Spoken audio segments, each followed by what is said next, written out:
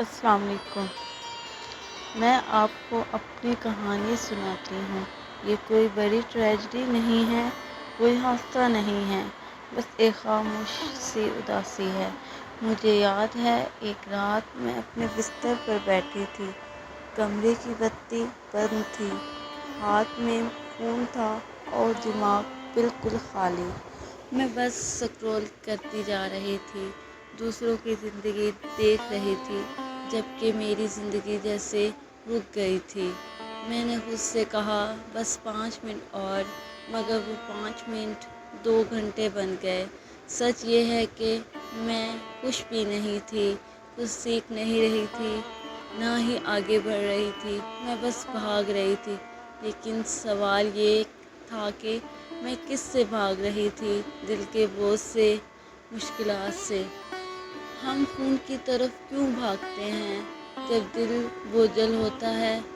ہم قرآن کیوں نہیں کھولتے حالانکہ ہمیں معلوم ہے کہ شفا ہے؟ ہم نماز سے کیوں بھاگتے ہیں جب وہی سکون ہے جس کی ہمیں سب سے زیادہ ضرورت ہے؟ پھر میں نے خود سے سوال کیا، اگر میں صرف 21 دن اپنے رب کے لیے نکالوں تو کیا ہوگا؟ اور پھر میں نے آزما کر دیکھا۔ میں نے دل میں ٹھان لیا کہ میں 5 وقت کی نماز کبھی نہیں چھوڑوں گی۔ اگر کبھی رہ بھی جائے تو فوراً لوٹ آؤں گی، کیونکہ نماز صرف فرض نہیں بلکہ سہارا ہے۔ میں نے فیصلہ کیا اسکرین ٹائم کم کروں اور روز صرف 1 آیت پڑھوں، چاہے وہ چھوٹی ہی کیوں نہ ہو، پڑھ کر ضرور کروں۔ سوچوں کہ اللہ مجھ سے کیا کہنا چاہتا ہے۔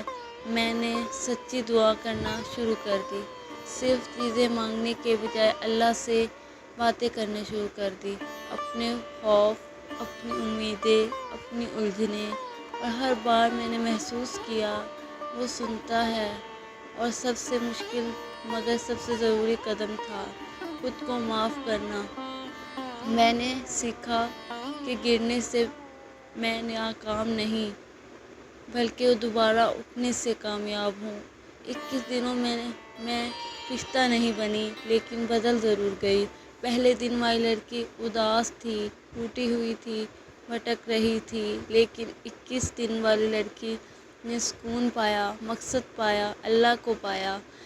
اور یہ سب بس ایک فیصلے سے شروع ہوا۔ اب میں آپ سے پوچھتی ہوں، اگر آج سے شروع کریں تو آپ کا دن نمبر 21 کیسا ہوگا؟ کیا آپ سکون کو چنیں گے یا غفلت کو؟ اگر موت آ جائے تو کیا آپ آج کی زندگی پر فخر کریں گے؟ آپ کو رمضان کا انتظار نہیں کرنا، نہ ہی کسی بڑے صدمے کا، بس دل سے کہنا ہے، یا اللہ میں تیار ہوں، اور پہلا قدم بڑھا دینا ہے۔